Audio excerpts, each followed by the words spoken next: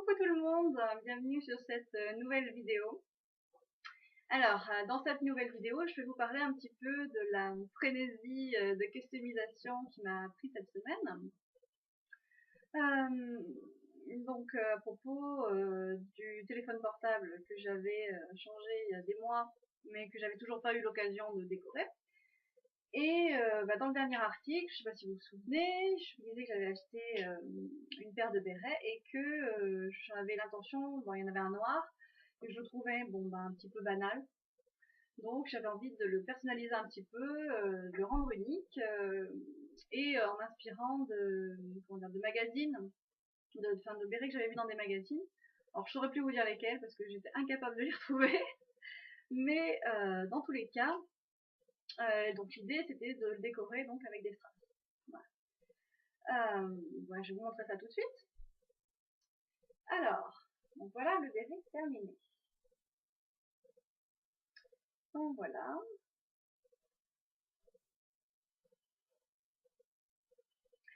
Alors, comment j'ai fait?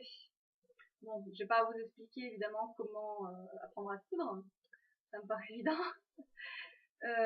Sinon, où est-ce que j'ai trouvé les cabochons? Alors, ce sont des cabochons Swarovski que j'ai achetés dans une boutique qui s'appelle La Perlerie. Autrement dit, où que vous soyez, si dans votre ville il y a un magasin de perles, de loisirs créatifs ou même une droguerie, vous avez de fortes chances donc de trouver ce genre de produit. Alors, ça se présente sous forme en fait d'un gros cabochon, voilà, qui est fixé sur des griffes, voilà. Et donc ces griffes, eh bien voilà, elles sont équipées de trous dans lesquels vous passez le fil pour coudre en fait le cabochon sur n'importe quelle surface, celle que vous voulez. Voilà. Donc voilà, moi je l'aime bien. Je trouve un petit peu plus sympa, un petit peu plus original surtout. Et enfin bref, c'est rien de très sorcier, hein. Tout ce qu'il vous faut c'est le matériel et ensuite vos petites mines pour customiser ce que vous voulez. Voilà. Donc le béret, c'est fait. Ensuite, le téléphone. Alors le téléphone, vous avez peut-être vu la photo qui précède la vidéo. Et voilà le devant. Et voilà le derrière. Ah oui, ça brille, hein. Oui, ça vous en doutiez. Voilà, voilà. Bon, alors pour faire ça, qu'est-ce que j'ai fait? J'ai pris de la colle, des traces et j'ai collé sur une coque, hein. Jusque-là, rien de très sorcier. Euh, Qu'est-ce que je peux vous dire qui pourrait vous aider? Bon, on va dire dans un premier temps quel type de colle j'ai utilisé. Disons dans un premier temps quel type de colle j'ai utilisé. Alors, j'ai utilisé de la colle néoprène et de la colle époxy. Alors, colle néoprène, colle époxy. Quelle est la différence? Ça, je ne saurais pas vous le dire. Moi, je le vois au résultat, la différence. C'est-à-dire que, comment dire, la colle néoprène, c'est une colle à prise lente. Je sais pas écrit derrière exactement ce que ça fait. Non. Voilà.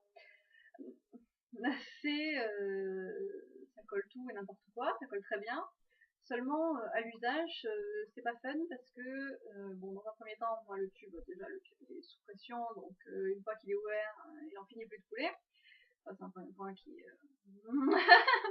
franchement pénible.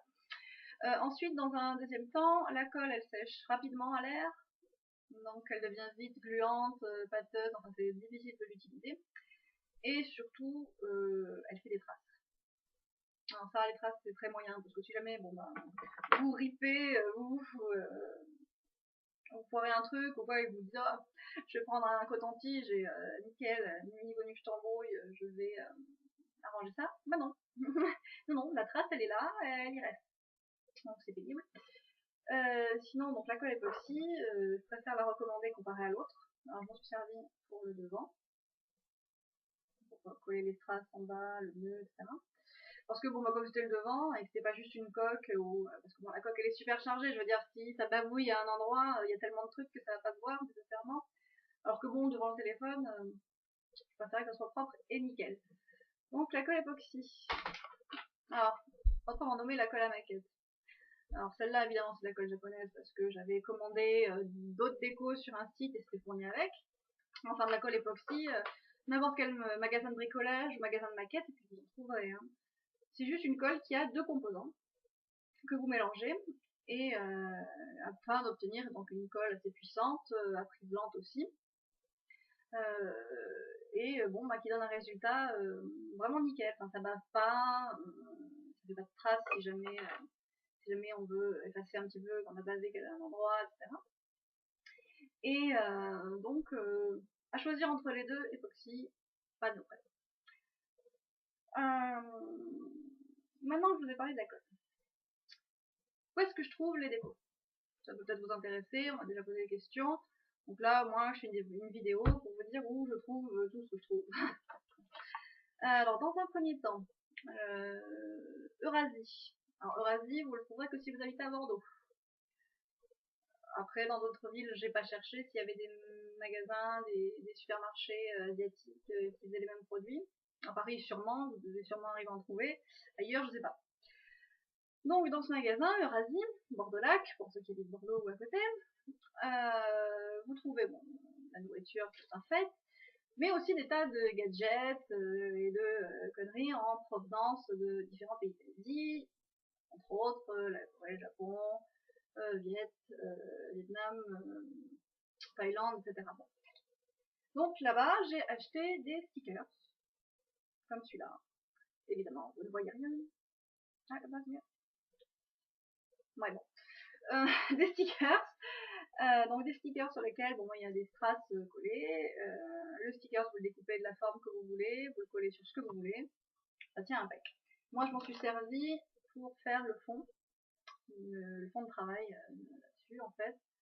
Alors, je vais vous montrer un peu mieux, sans que vous perdiez un œil parce que ça brille trop. Voilà, moi le fond quoi. Voilà, c'est ce qui me sert, ce qui m'a servi pour faire le fond. Ensuite, les grosses décos. Les grosses décos comme ça. Comme ça, là, les décos en résine.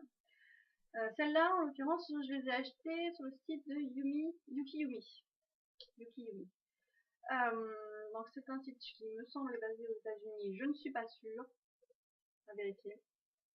Dans tous les cas, je vous le recommande. Il n'y a pas de problème. Les produits sont bien finis, c'est bien fait. Pas de problème à la livraison. Emballage, livraison, suivi, bref, zéro problème. Et donc je suis assez satisfaite. Ils ont un très très grand choix de déco de téléphone et un très très grand choix de déco pour les ongles et ainsi qu'un très grand choix de faux ongles. Donc tout ça mode galeux. Je vous le recommande si ça vous intéresse, allez-y foncez. Sinon, autre site plus connu, beaucoup plus connu. Hein, si vous êtes dans le trip déco de téléphone, etc., vous devez connaître. Il s'agit de StrapyaWorld.com. Alors, StrapyaWorld, et donc c'est chez eux que j'ai commandé différents. Ça fait très longtemps que je les ai. Hein. Donc différents kits. Voilà. Vous avez des kits Swarovski, des kits Hello Kitty, bon, ce genre de trucs. Pour décorer les téléphones, vous avez la colle qui livre avec, vous avez enfin, tout ce qu'il faut. Et franchement, c'est très bien. Alors, Strapia, ils sont basés à Okinawa. Et j'ai jamais rien eu à redire de leur service, c'est très bien. Ça met 10 jours à arriver à peu près. Et franchement, non, c'est bien. La qualité des produits est là, la livraison aussi, l'emballage aussi. Ça fait, je sais pas, moi ça doit faire bien 2 ans que je customise mon téléphone et d'autres trucs avec ces produits-là, pas de problème. Les straps, il y en a, vous en avez tout le tour du ventre, des straps. Et enfin bref, il y a de quoi trouver son bonheur. Bah, je crois que j'ai fait le tour de la question, en fait. Bah, je vais te parler du béret, je vais parler du téléphone, oui, c'est bon. C'est bon. Donc voilà, je vous remercie d'avoir suivi donc je vous remercie d'avoir suivi cette vidéo. J'espère que ça vous a renseigné, que ça vous a aidé, plu. Et je vous remercie de suivre le blog également. Et donc, à bientôt sur un nouvel article. Yeah, bye bye!